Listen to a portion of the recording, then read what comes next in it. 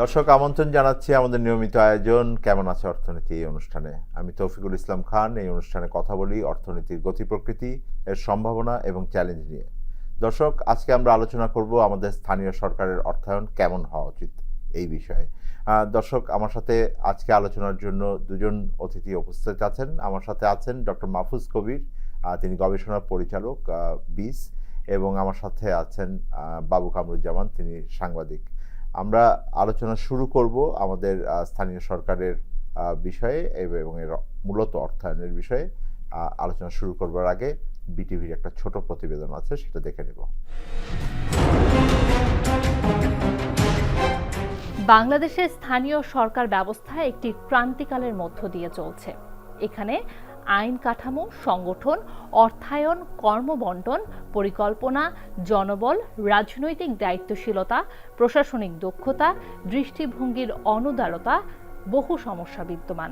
এগুলো থেকে উত্তরণের জন্য পুরোপুরি ব্যবস্থায় প্রয়োজন আমূল সংস্কার।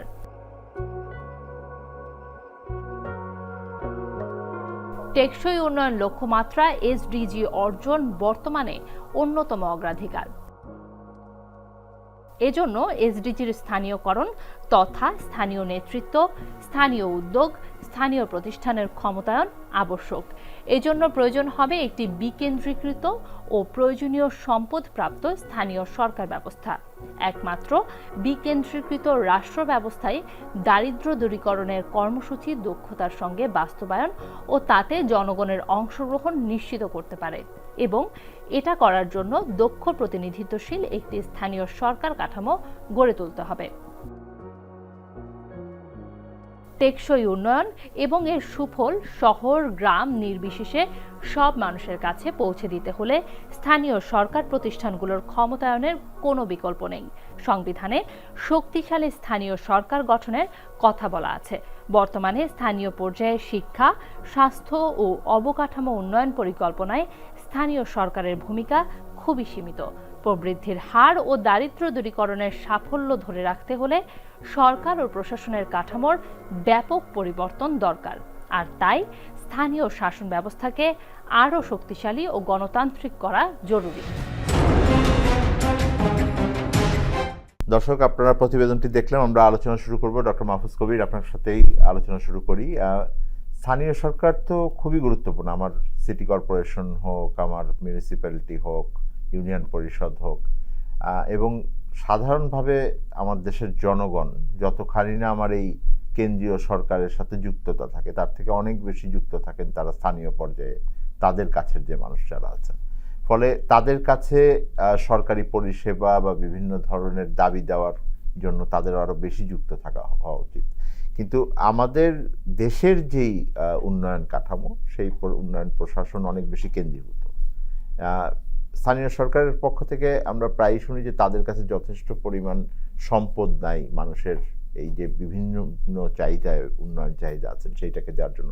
আপনি যদি একটু আমাদেরকে প্রথমে বলেন যে আমাদের এখনকার যে প্রেক্ষিত আছে, সেই প্রেক্ষিতে স্থানীয় সরকারের যে অর্থায়ন প্রক্রিয়াটা এটা কেমনভাবে সাজানো আছে?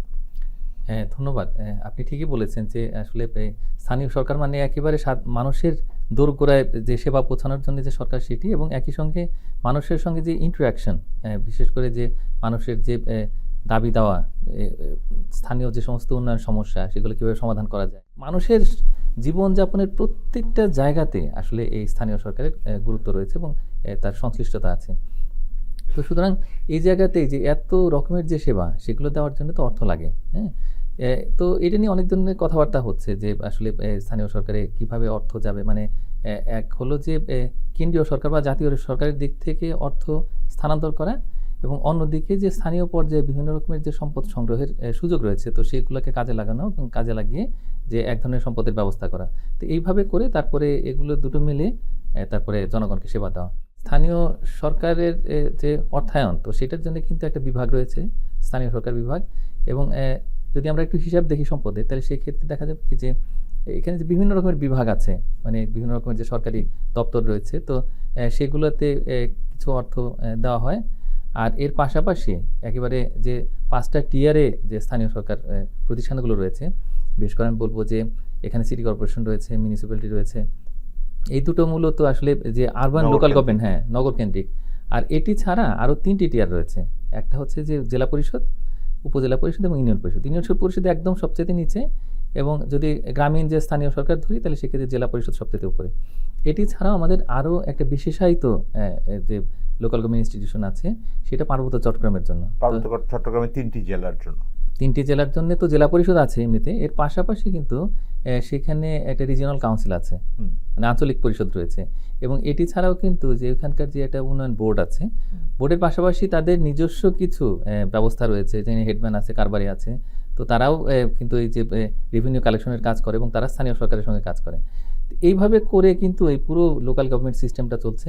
মূলত তো আমি যেটা বুঝি কেন্দ্রীয় সরকার থেকে একটা স্থানান্তর করা হয়, আমরা যেটা গ্র্যান্ড স্পট অনুদান দেওয়া হয়, উন্নয়ন সহায়তা। তো সেখানে আবার একটু বেশি অর্থ দেওয়া হয়, সেখানে প্রায় 2800 কোটি টাকার মতো। তো সব মিলে 3700 বা 800 কোটি টাকার মতো একটা বরাদ্দ আছে, এবং এটা আস্তে আস্তে গ্র্যাজুয়ালি বাড়ছে। কিন্তু মোট যদি আমরা বরাদ্দের কথা ধরি এই যে স্থানীয় সরকার বিভাগে, তাহলে সেক্ষেত্রে 48,000 কোটি টাকার মতো আর কি, যে বিভিন্ন বিভাগে বা বিভিন্ন দপ্তরে অর্থ দেওয়া হয়। তো এর মধ্যে যেমন রয়েছে এই যে ওয়াসা, হ্যাঁ, তারপরে এখানে আরও কিছু বিভাগ আছে, এনআইএলজির মতো প্রতিষ্ঠান রয়েছে, তো তাদের জন্য কিছু অর্থ আছে। আর সবচেয়ে বড় অর্থ কিন্তু যায় যেটা হচ্ছে স্থানীয় সরকার প্রকৌশল অধিদপ্তর, সেখানে অজস্র যে সমস্ত অবকাঠামো, যেটা দিয়ে স্থানীয় পর্যায়ে রাস্তাঘাট, তারপরে হ্যাঁ স্কুল, এই জিনিসগুলো করা হয়। তো সেখানে সবচেয়ে বেশি অর্থ যায়। আর ওয়াসাগুলোতে আর একটা যায় হচ্ছে জনস্বাস্থ্য প্রকৌশল অধিদপ্তর। তো তারা কিন্তু গ্রাম পর্যায়ে যে স্বাস্থ্য সেবাটা হয়তো না দিলেও তারা কিন্তু জনস্বাস্থ্যের যে কাজগুলো রয়েছে, সেটি হচ্ছে যে একটা হলো পানি, নিরাপদ পানি, স্যানিটেশন এবং হাইজিন, এই কাজগুলো করে থাকে, এবং তার জন্য একটা বড় অঙ্কের অর্থ বরাদ্দ দেওয়া রয়েছে। এইভাবে করে কিন্তু আমরা একটা হিসাব পাই যে স্থানীয় সরকার প্রতিষ্ঠানগুলোর জন্য অর্থ দেওয়া হয় প্রায় 3800 কোটি টাকার মতো। আর বাকি যে অর্থ 48,000 কোটি টাকার মধ্যে, সেগুলো হচ্ছে এই যে দপ্তরগুলো রয়েছে যারা স্থানীয় পর্যায়ে সেবা দেয়, তো তাদের জন্য এই অর্থগুলো বরাদ্দ করা হয়। তো সব মিলিয়ে দেখা যায় কি যে কেন্দ্রীয় সরকার বা জাতীয় সরকার থেকে যে অর্থটা দেওয়া হয় সেটা একটা বড় অঙ্ক, আর স্থানীয় পর্যায় থেকে বিভিন্ন রকমের ট্যাক্স, তারপরে ফি, এগুলো কালেক্ট করা হয়, বা লাইসেন্স ফি যেগুলো আছে। তো এই করগুলোর মধ্যে যেটা হয় সেটা হচ্ছে হোল্ডিং ট্যাক্সটা সবচেয়ে বড়, মানে যে বাড়িঘরগুলো আছে ওই যে ইউনিয়ন পরিষদ বা সিটি কর্পোরেশন, মিউনিসিপ্যালিটি, সেগুলোর মধ্যে, বা ব্যবসা প্রতিষ্ঠান আছে, মানে বিল্ডিং, তো সেখান থেকে এই তারা কিছু ফি আর করে। একটা ইউনিয়ন পরিষদের কথা আমি জানি যে এক একটি স্থানীয় সরকার প্রতিষ্ঠান ভিন্ন ভিন্নভাবে কাজ করে, কিন্তু একটা গড়পড়তা ইউনিয়ন পরিষদের কথা যদি বলি, তাদের যেই ক্ষমতা কর আহরণের, তাদের মোট যে সম্পদের যতটুকু তারা নিজেরা আহরণ করেন আর অনুদান আহরণ করেন, এই দুটোর মধ্যে কোনটা বড়? জাতীয় পর্যায় থেকে যে অর্থটা দেওয়া হয় সেটি বড়। তার কারণ আমরা একটা হিসাব করে দেখেছি যে এখানে এক একটা ইউনিয়ন গড় পড়তায় এই যে কেন্দ্রীয় পর্যায় থেকে প্রায় 27 লক্ষ টাকার মতো বছরে পায়। তো এটা দিয়ে বিভিন্ন রকমের যে উন্নয়ন প্রকল্প যেমন বাস্তবায়ন করে, এবং এর পাশাপাশি যে বেতন ভাতা সেগুলো এখান থেকে আসে।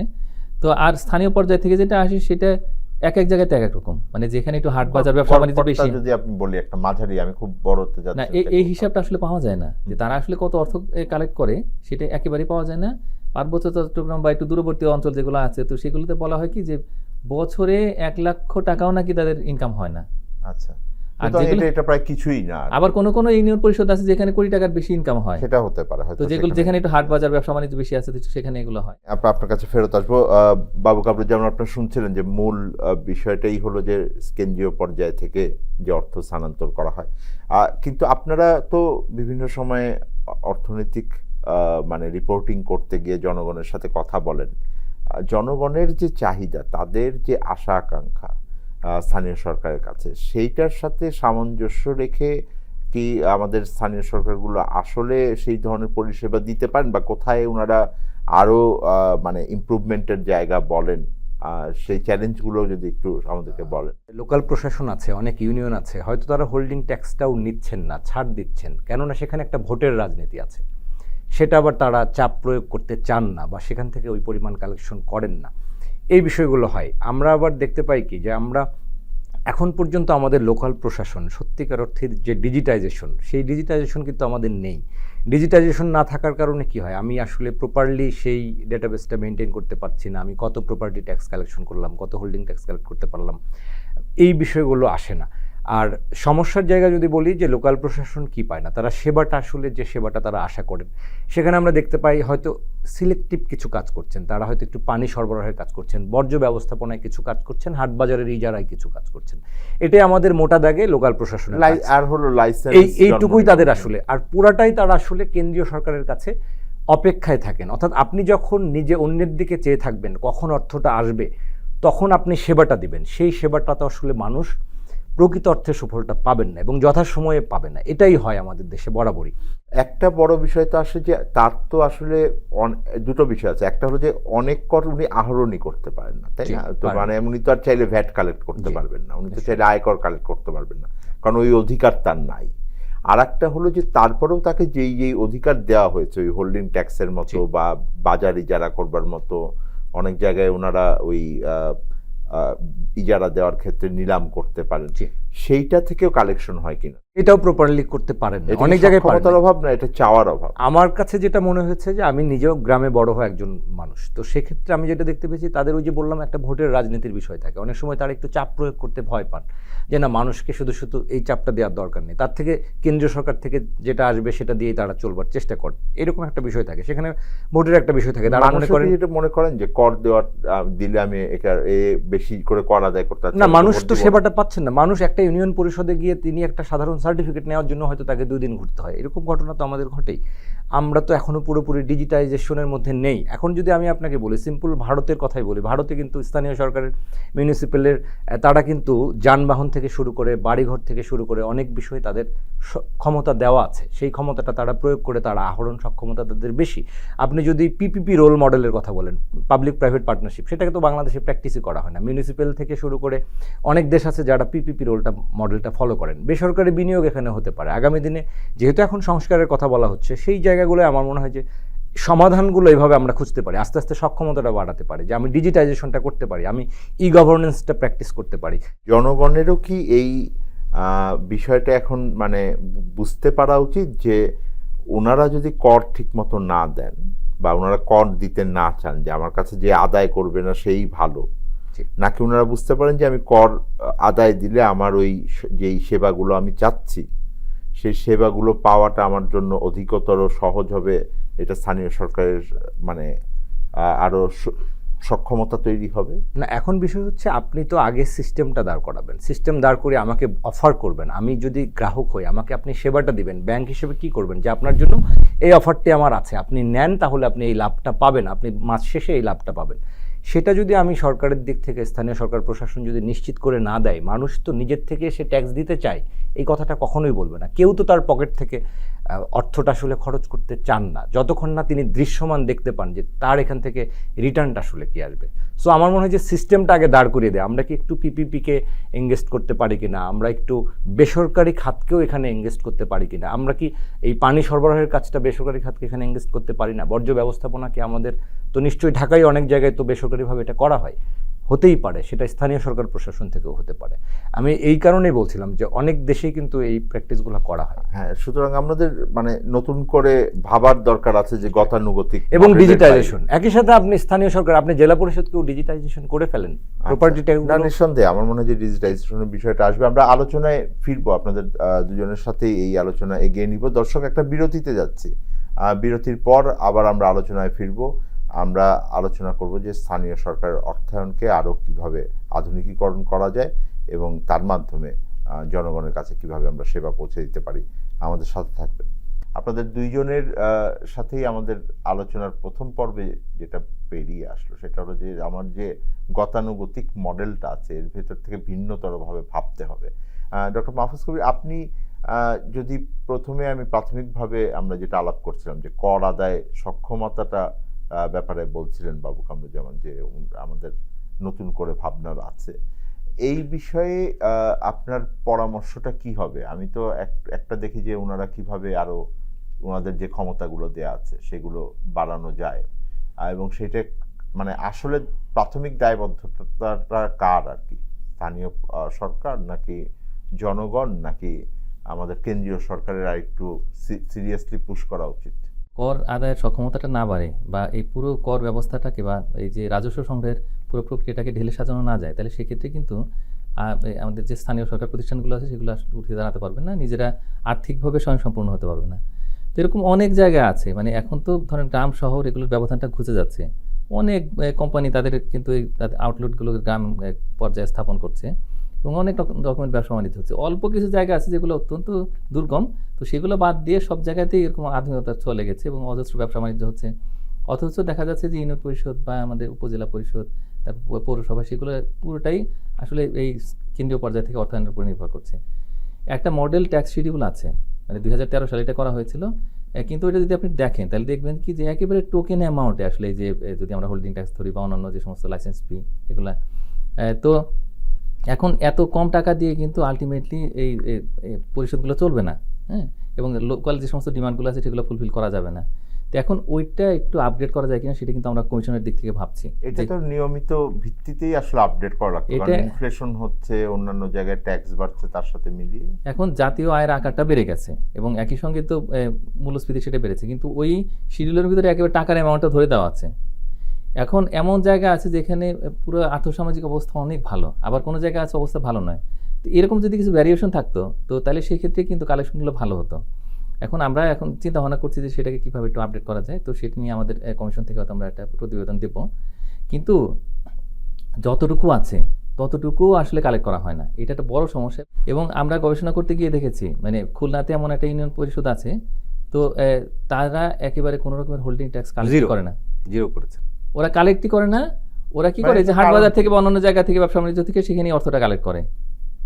তো যার ফলে এখন হোল্ডিং ট্যাক্স দেওয়া তো হচ্ছে এটা আইনগত বিষয়, যেখানে দিতে হবে এটা।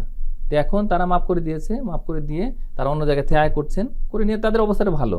কিন্তু অনেক ইউনিয়ন পরিষদ আছে এবং সেখানে কিন্তু আসলে হোল্ডিং ট্যাক্সটাই বড় একটা জায়গা। এবং না, কিন্তু হোল্ডিং ট্যাক্স ওনারা মাফ করে দিয়ে অন্য জায়গা থেকে করেনও, যদি অধিকতর ওনাদের সম্পদ থাকতেন তারা তো আরো কিছু নিজেদের অর্থায়নে কিছু পরিষেবা দিতে পারতেন, এই তাগিদটা তাদের নেই। হ্যাঁ, ওইটা একটা বড় সমস্যা। এখন যেটা সরকারের দিক থেকে আইন করে দেওয়া আছে এবং 4th শিডিউল বলে আসলে আইনের মধ্যে আছে যে চতুর্থ তফসিলে এরকম কোন কোন জায়গা থেকে অর্থ সংগ্রহ করতে হবে সেগুলো বলে দেওয়া আছে। আর একই সঙ্গে মডেল ট্যাক্স শিডিউলে বলে দেওয়া আছে যে কী পরিমাণে অর্থ কোন খাত থেকে সংগ্রহ করতে হবে। কারণ এটা তো একটা আইনগত বিষয়। তো আইনকে তারা যে ভ্রুক্ষেপ করছেন না, তো এটা কিন্তু ঠিক নয়, মানে তারা আইনের লঙ্ঘন করছেন। এবং অনেকেই এই যে হোল্ডিং ট্যাক্স কালেক্ট করেন না, তো বেশিরভাগই আসলে করেন না কালেক্ট, এবং অন্যান্য আরও বিভিন্ন রকমের যে কর রয়েছে সেগুলো তারা করেন না। এবং আরেকটা বড় কথা যেটা আপনি বললেন যে ওই যে হাট বাজার ইজারার ক্ষেত্রে যেটা হয় অনেক সময় পলিটিক্যাল ইনফ্লুয়েন্স থাকে, কিন্তু এখন এই মুহূর্তে যেহেতু অন্তর্বর্তী সরকার রয়েছে, এই মুহূর্তে আসলে স্থানীয় সরকারের অনেক নেতৃবৃন্দকে তারা কিন্তু পালিয়ে গেছেন, তারা কিন্তু উপস্থিত নেই এবং এই অনেকগুলো ডিজলভ করা হয়েছে, শুধু ইউনিয়ন পরিষদ এখনও আছে। তো এখন এই যে ইজারা যখন হয় তখন এই অনেক ক্ষেত্রে অভিযোগ শোনা যায় সেখানে ট্রান্সপারেন্সি থাকে না, আসলে যতটুকু হওয়ার কথা ইজারার মূল্য তো সেটা কিন্তু আসলে হয় না। ইজারা ছাড়াও কিন্তু আরও বেশ কয়েকটা জায়গা আছে, যেমন এই যে ফেরিঘাট আছে, তারপর পাথরমহল আছে, বালুমহল আছে, জলমহল আছে, তো সেগুলো থেকে অর্থটা ঠিক মতো আসে না। আর অর্থ আসলেও ওগুলো কিন্তু এই যে প্রশাসনের মাধ্যমে কেন্দ্রীয় সরকারে গিয়ে জমা হয়, সেখান থেকে আবার কিছু অর্থ এই স্থানীয় সরকার পর্যায়ে দেওয়া হয়। পুরো মডেলটাই হলো অনুদান ভিত্তিক মডেল, অনেক মানে বেশিরভাগ ক্ষেত্রেই, বড় অংশটাই, প্রায় পুরোটাই। এখন এই জায়গাগুলোতে কিন্তু অন্যরকমের মডেল একটা ডেভেলপ করতে পারতো, যেটা নিয়ে আমরা একটু চিন্তা ভাবনা করছিলাম কমিশনের দিক থেকে।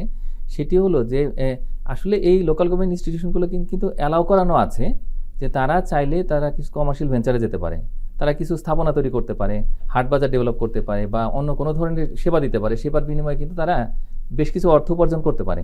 তো এইভাবে করে কিছু কিছু মিউনিসিপ্যালিটি বা কিছু কিছু ইউনিয়ন পরিষদ তারা এই কাজগুলো করেছে এবং তারা আর্থিকভাবে আরেকটুখানি সংসম্পূর্ণ হয়েছে। এটা কিছুটা হয়তো বড় শহরগুলো আমরা দেখি সিটি কর্পোরেশনের মার্কেট আছে এবং তারা সেইটাকে হয়তো ডেভেলপ করেন, কিন্তু তারপরেও সিটি কর্পোরেশন এটা স্থানীয় পর্যায়ে যায়নি আর কি। সেই এখন যদি আমরা সিটি কর্পোরেশনের প্রতি বছরের বরাদ্দ দেখি তাহলে সেক্ষেত্রে দেখতে পাচ্ছি বিপুল পরিমাণে বরাদ্দ সেখানে যাচ্ছে এবং টাকাটা কিভাবে খরচ হচ্ছে সেটা আমরা জানি না। অনেক প্রকল্পের কথা বলা হয়, প্রকল্প কোথায় যায়, কে কী করে, সেগুলো নিয়ে অনেক প্রবলেম রয়েছে। কিন্তু যদি আমরা জেলা পরিষদের কথা ধরি, জেলা পরিষদের কোনো অ্যাক্টিভিটি নেই, অথচ জেলা পরিষদ বছরে 8 কোটি টাকার বেশি পায় এক একটা জেলা পরিষদ। কোনো কোনো জেলা পরিষদ অনেক বেশি পায়, কিন্তু অন এভারেজ হচ্ছে 8 কোটি টাকা। একটা যদি আমরা মিউনিসিপ্যালিটির কথা ধরি তাহলে তারা পায় হচ্ছে 1,28,00,000 টাকার মতো, উপজেলা পরিষদ প্রায় 2 কোটি টাকার মতো। এইভাবে করে কিন্তু একটা ডিস্ট্রিবিউশন আছে। তাহলে একটা জায়গা তো হলো যে যদি মানে এটা তাগিদও থাকবে না, আপনি যদি জলমহল থেকে বেশি টাকা পান, ওটা যদি কেন্দ্রীয় সরকারেই যায়, ওইটা যদি ওই স্থানীয় প্রশাসনের ব্যবহারের সুযোগ না থাকে, তার তো খুব একটা তাগিদ থাকে না যে আমি একটু বেশি অর্থ সংগ্রহ করি যেন আমি সেবাটা বেশি দিতে পারি। আর দুটো আইটেম আছে, একটা হচ্ছে যে এই ভূমি উন্নয়ন কর, হ্যাঁ, তারপরে ভূমি হস্তান্তর কর, সেটার দেখা যায় যে 1% 2% এরকম করে আবার এই স্থানীয় সরকার কাছে পায়। মানে মূল বিষয়টা হচ্ছে যে টাকাটা চলে যাচ্ছে কর বা তাগিদ থাকে না, হ্যাঁ, কালেক্ট করছেন। আমি যেটা আপনাকে মানে এই আলোচনাটা খুবই জরুরি মনে করছি, আপনি একটু যদি বলেন, সেটা হলো যে এই যে অনুদান দেওয়া হয় অর্থাৎ কেন্দ্রীয় সরকার থেকে যে বন্টন প্রক্রিয়াটা আপনি বলছেন যে এখানে এত কোটি টাকা দেওয়া হচ্ছে মানে জেলা পরিষদে বা ওইখানে দেওয়া হচ্ছে, এই অর্থ বরাদ্দ করবার যে মডেলটা, এইটার কোনো সায়েন্টিফিক মডেল আছে যে এটার ভিত্তিতে করা হচ্ছে পারফরমেন্স বেসড বা চাহিদা বেসড, এইটার কিভাবে স্থির করা হয়? এখানে তিনটা আসলে পদ্ধতি আছে। একটা হচ্ছে যে ওই জনচাহিদা যেগুলো হয় তৈরি হয়, মানে বিভিন্ন জায়গাতে কিন্তু এই যে উঠান বৈঠক থেকে শুরু করে এই যে একেবারে যে স্থানীয় সরকারের যে এক এক ইউনিটে হয়তো আছে ওয়ার্ড, যেখানে ওয়ার্ড কাউন্সিলররা আছে করছেন, বিশেষ করে যে মিউনিসিপ্যালিটি এবং সিটি কর্পোরেশন। আর ইউনিয়ন পরিষদে আছে কিন্তু ওই ওয়ার্ডে কিন্তু সেখানে আছেন মেম্বার। তারা কি করেন, এই জনগণের সাথে আলাপ আলোচনা করেন, করে বছর শেষে একটা তার বাজেট উপস্থাপন করেন, কতগুলো প্রকল্পের তালিকা তৈরি করেন। তো সেটা আবার পাঠানো হয় উপরের দিকে আর কি, যে তো ডিসি অফিসে পাঠানো হয়, তারপরে সেটা স্থানীয় সরকার বিভাগে যায়, তো তারপরে অ্যালোকেশনটা হয়। তো মোটামুটিভাবে একটা বলে দেওয়া আছে, সেইটার ভিত্তিতে সেখানে একটা বিষয় করা হয়, সেটা হলো যে জনসংখ্যা কত আর আয়তন কত, এই দুটোই হলো আমাদের প্যারামিটার। সুতরাং মডেলটা সেই অর্থে মানে এখনো খুবই প্রাচীন পন্থার ভিতরে অনেকটাই আছে। অনেকটাই। আমি বাবু কামরুজ্জামান আপনার কাছে জানতে চাবো সংক্ষেপে যে এই মডেলের ভিত্তিতে যদি চলে তাহলে আসলে ওই যে যেটা বললাম যে জনগণের যেই চাহিদা, এইটার রিফ্লেকশন কি আসে? আপনি দেখবেন দক্ষিণ আফ্রিকার মতো দেশেও, মাহফুজ ভাই নিশ্চয়ই জেনে থাকবেন যে তারাও কিন্তু এখন এই বেসরকারি বিনিয়োগের বিষয়গুলো, বিশেষ করে পানি সরবরাহের কোনো একটা কাজ করছে লোকাল প্রশাসন, সেটিতে বেসরকারি ইনভেস্টমেন্ট মার্চ করা হচ্ছে, এই ধরনের বিষয়গুলো হচ্ছে। আপনি জেনে থাকবেন যে আমরা মিউনিসিপ্যালিটির তারা হচ্ছে বন্ড ইস্যু করছেন অনেক দেশ, বিশেষ করে ব্রাজিল, মেক্সিকো, এই ধরনের দেশগুলোতে মিউনিসিপ্যালিটি বন্ড ইস্যু করে সেখান থেকে অর্থ কালেকশন করা হয়। তাতে করে কি হয়, তাদের সক্ষমতাটা বৃদ্ধি হয়, সেটা দিয়ে তারা সেবাটা দিতে পারেন। তো আমার তো সারাক্ষণ তাকিয়ে থাকতে হচ্ছে কখন আমার অনুদান আসবে, তখন আমি খরচ করবো। এর মধ্যে থেকেও আবার অনেক নিউজ আমরা দেখতে পাই যে লোকাল প্রশাসনে কিন্তু আমরা দেখি যে প্রকল্পগুলো কিন্তু আসলে খুব বিজ্ঞানসম্মতভাবে পরিকল্পিতভাবে নেওয়া হয় না। আমরা যদিও বাজেটের সবসময় বড় আমরা কি হয়, আমরা জাতীয় পর্যায়ের সংবাদগুলোর দিকে বেশি একটু চোখ পড়ে আমাদের, সবাই আমরা দেখছি যে বড় দুর্নীতি হচ্ছে, করাপশন হচ্ছে, কিন্তু স্থানীয় সরকার পর্যায়েও কিন্তু আমরা একটা ইউনিয়ন পরিষদের চেয়ারম্যান কি পরিমাণ অনিয়ম দুর্নীতি করে সেটা তো আমরা রিপোর্টে আসে।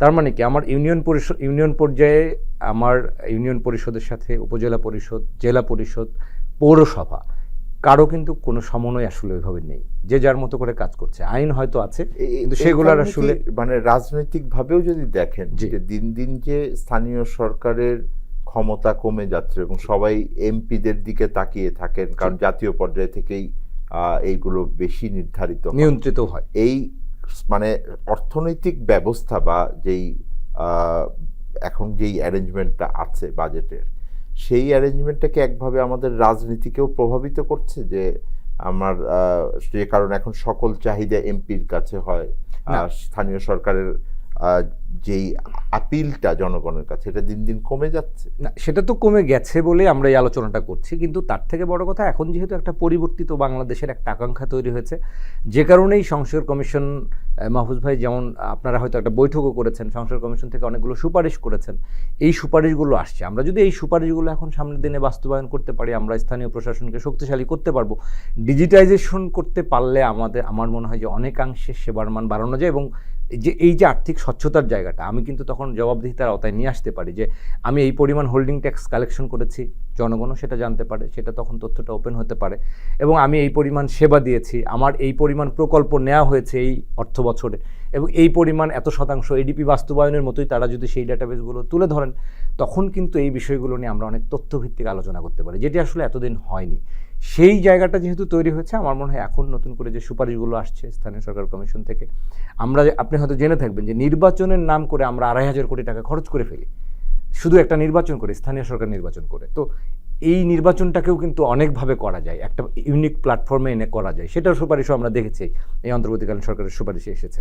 তো এই বিষয়গুলো আমাদেরকে নিশ্চয়ই ভাবতে হবে, একটু আধুনিক হতে হবে, একটু গভর্নেন্সের দিকে আসলে যেতে হবে। নিঃসন্দেহে আমার মনে হয় যে এই অর্থায়ন ব্যবস্থা, স্থানীয় সরকারের যে সংস্কারের আলোচনা চলছে তার মধ্যে খুবই গুরুত্বপূর্ণ স্থান পাবে, এটা আমাদের আশা আছে। কারণ আলটিমেটলি আমরা যেই সংস্কারই করব সেটা ফাংশন করতে হলে তো আমাদের তো অর্থায়ন দরকার হবে। দর্শক, একটা বিরতিতে যাচ্ছি, আমরা বিরতির পরে ফিরবো। আমাদের সাথে যারা উপস্থিত অতিথি আছেন তাদের কাছে জানতে চাইব তারা কি ধরনের সুপারিশ করবেন সামনের দিনে আমাদের ভবিষ্যতে স্থানীয় সরকারের যে অর্থায়ন সেটাকে এগিয়ে নিয়ে যাওয়ার জন্য। দর্শক, আমাদের সাথে থাকবেন, ফিরছি বিরতির পর। আমন্ত্রণ জানাচ্ছি আমাদের নিয়মিত আয়োজন কেমন আছে অর্থনীতির আজকের পর্বের শেষ ভাগে। বাবু কামরুজ্জামান, আপনার সাথে আলোচনা হচ্ছিল যে নতুনভাবে ভাবতে হবে। আপনি বারবারই জোর দিচ্ছিলেন যে আমাদের সংস্কারের বিষয়গুলো যখন চিন্তা করছি তখন আমাদের পুরনো ধারণা থেকে বের হয়ে আসতে হবে। আপনার সাথে আলোচনায় যেটা আমি মানে এখন জানতে চাবো, আপনারা যেহেতু খুবই ঘনিষ্ঠভাবে জনগণের রিফ্লেকশন আনেন, একটা বড় আর থাকে হলো আলোচনার জায়গা থাকে হলো যে স্বচ্ছতা, জবাবদিহিতা, দুর্নীতি রোধ। স্থানীয় সরকারের অর্থায়নের ক্ষেত্রে তারা যখন ব্যবহার করবেন এটার জবাবদিহিতা কিভাবে হবে, এটা দুর্নীতির বিষয় কী হবে, সেই বিষয়ে একই রকমভাবে কী ধরনের জায়গায় মনোযোগ দিতে হবে বলে আপনি ভাবছেন? আমি মনে করি যদি পুরনো সময়ের কথা বলি, আগের, এখন যেহেতু সংসদ কার্যকর নেই, আমাদের কিন্তু স্ট্যান্ডিং কমিটি আছে, সংসদীয় স্ট্যান্ডিং কমিটি। স্ট্যান্ডিং কমিটিগুলো যখন কার্যকর থাকে, তারা যদি নিয়মিত মাসিক মনিটরিংগুলো করেন, বৈঠকগুলো নিয়ম মতো করেন, একেবারে তৃণমূল থেকেই তো আসলে কেন্দ্রীয় পর্যায়ে আসে। এখন বিষয় হচ্ছে সেখানেও স্ট্যান্ডিং কমিটি হতে পারে, আমার জেলা পরিষদ, আমার জেলা পর্যায়ে স্ট্যান্ডিং কমিটি থাকতে পারে। সেই স্ট্যান্ডিং কমিটি আবার এই মিউনিসিপ্যালিটি বলি, ইউনিয়ন পরিষদ বলি, অথবা স্থানীয় সরকারকে তারা পর্যবেক্ষণ করতে পারে। তারা প্রতি মাসে সেই স্ট্যান্ডিং কমিটি একটা প্রতিবেদন দিতে পারে, অথবা অন্তত অর্থ বছর শেষে তারা একটা মূল্যায়ন দিতে পারে, পারফরমেন্স কেমন ছিল সেটা হতে পারে। এখন এই চর্চাগুলোই তো আমাদের আসলে ওইভাবে হয়নি। আমরা স্থানীয় সরকার পর্যায়ে যে কথাগুলো ঘুরে ফিরে বলছিলাম, ওই হাটবাজার, ওই একটুখানি যারা, সেখানেও আবার অনিয়ম। একটা বড় জায়গায় থাকে হলো যে আমরা দেখি যে স্থানীয় সরকার বললে আমি আমার কাছে যখন আলোচনার ভিতরে আসেন মানুষ দুটো জিনিস বুঝেন, একটা হলো যে লাইসেন্স আর ওই জন্ম সনদ লাগবে, আর না হলে ওনারা বুঝেন যে সামাজিক নিরাপত্তা কর্মসূচির কার্ড ডিস্ট্রিবিউশন। আমাদের একটা অর্জন হয়েছে যে হ্যাঁ, এখন জন্ম সনদটা অনলাইনে আমরা দিতে পারছি। ঠিক একইভাবে আমি সেই কথাটাই বলছি যে এখন যেন মানুষের ওই ভোগান্তিটা আমরা কমিয়ে আনতে পারি। আমি যত অনলাইন ভিত্তিক করতে পারবো তত আসলে ভোগান্তি কমবে। কারণ স্থানীয় সরকার প্রশাসনের কাছে মানুষ আশাই করে একটা সেবা, তারা আসলে সেবাটা পেতে চান। কিন্তু ওই মানুষগুলো আসলে কারো কাছে গিয়ে অভিযোগ করতে পারে না। ওই মানুষগুলো, একটা সাধারণ মানুষ, গ্রামের একজন কৃষক আসলে কার কাছে যাবেন অভিযোগ করতে? একজন চেয়ারম্যানের কাছে যখন তিনি বিতাড়িত হয়ে ফিরে আসেন, অথবা একটা জন্মসনদ নেওয়ার জন্য একটা সময় আমরা দেখেছি 3 দিন 4 দিন তিনি গিয়ে হয়তো ইউনিয়ন পরিষদের দুয়ারে ঘুরছেন, এরকমও তো ছিল। সেটার জন্য আবার উপরই ব্যবস্থা দিতে হতো। একটা সময় তো আমরা দেখেছি সেটার জন্য তাদেরকে হয়তো একটা টাকা দিতে হতো, ঘুষ দিতে হতো, সহজ করে। না, নিঃসন্দেহে মানে সেই জায়গায় এইটা তো খুবই স্বাভাবিক ডক্টর মাহফুজ কবির, যে আমরা যেটা দিয়ে আলোচনা শুরু করেছিলাম যে জনগণের সাথে স্থানীয় সরকারের অনেক কাছাকাছি সম্পর্ক থাকে কেন্দ্রীয় সরকারের চাইতে।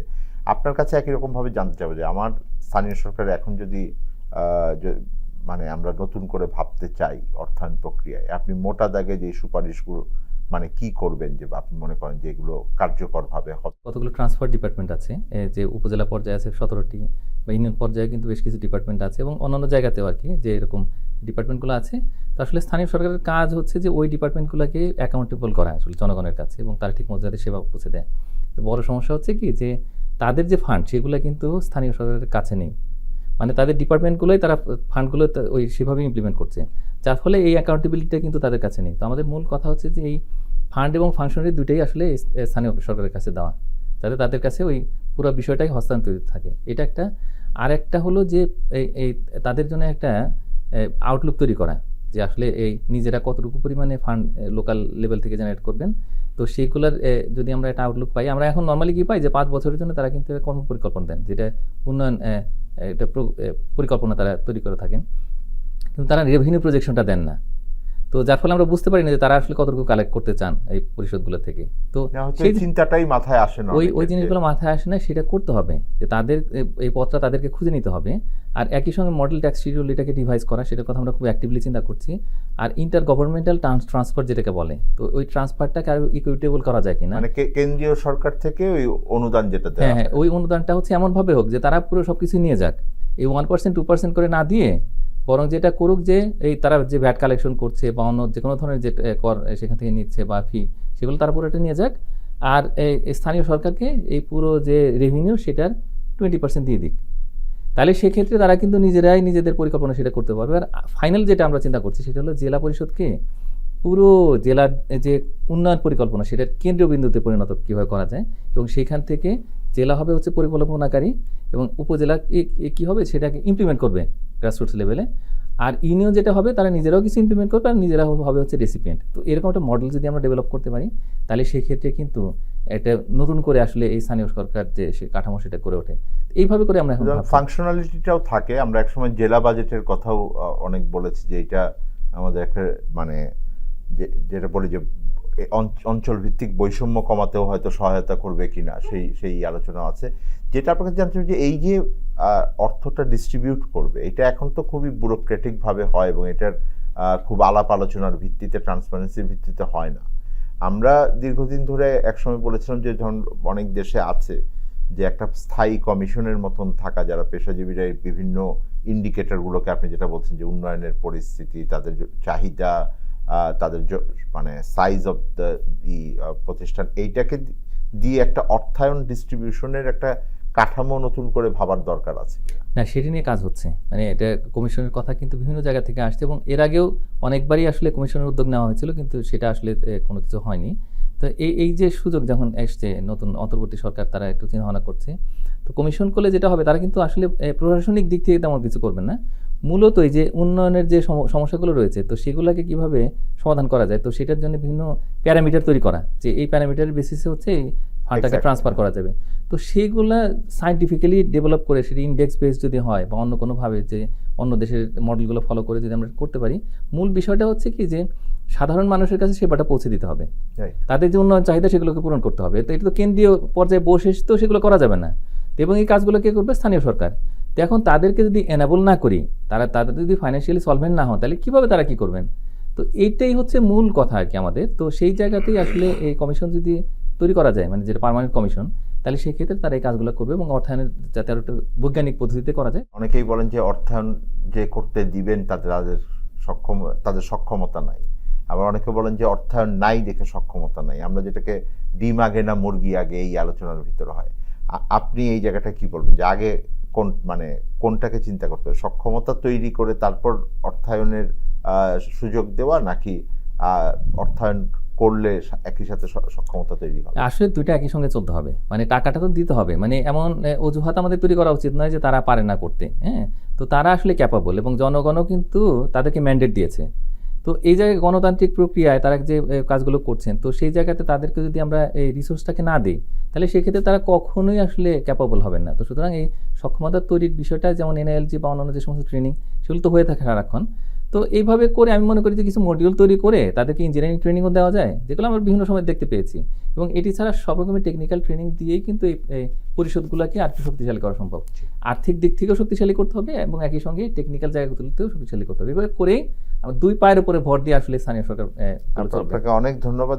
আমার মনে হয় যে আমরা এটা এগ্রি করব যে আসলে সত্যিকার অর্থে একসাথেই এটা চলতে হবে, কারণ তা না হলে আমরা ওই আগের জায়গাতেই থেকে যাবো। আমরা যদি মেনে নেই পরিস্থিতি, বিষয়টা হচ্ছে তাহলে তো আমাদের সামনে জবাবদিহিতাটা রাখলে আমার মনে হয় যে অর্থ ছাড়ও করি দুটোই একসাথে চলুক, কিন্তু জবাবদিহিতাটা থাকুক।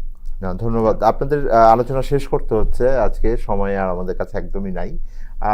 দর্শক, আমরা আলোচনা করছিলাম স্থানীয় সরকারের অর্থায়ন কেমন হওয়া উচিত, এবং এই দিক থেকে সবাই যারা দুজন আছে তারা আলোচনা যেটা এগ্রি করেছেন সেটা হলো যে আমাদের এখন নতুন করে সংস্কারের কথা ভাবছি এবং আমাদের গতানুগতিক যে উন্নয়ন মডেল আছে সেই উন্নয়ন মডেল থেকে বের হয়ে এসে স্থানীয় সরকারের একটা গুরুত্বপূর্ণ ভূমিকাকে স্বীকার করে নিয়ে তাদের সক্ষমতা বৃদ্ধি করতে হবে, এবং এক্ষেত্রে তাদের অর্থায়নের বিষয়টি খুবই গুরুত্বপূর্ণ। এবং সেই জায়গাটাতে সংস্কার কমিশনও কাজ করছেন এবং সামনের দিনে হয়তো তারা প্রস্তাব নিয়ে আসবেন, এবং সেই প্রস্তাবগুলোকে অবশ্যই বিবেচনায় নিয়ে হয়তো আমরা সামনের দিনে নতুন বাংলাদেশের যেই উন্নয়ন মডেল আছে সেইটাকে আমরা ব্যবহার করতে পারবো। দর্শক, আমরা আলোচনায় আবার ফিরবো আগামী সপ্তাহে। আমাদের সাথে আবারও যুক্ত হবেন। আমরা আবারও জানতে চাইব কেমন আছে অর্থনীতি।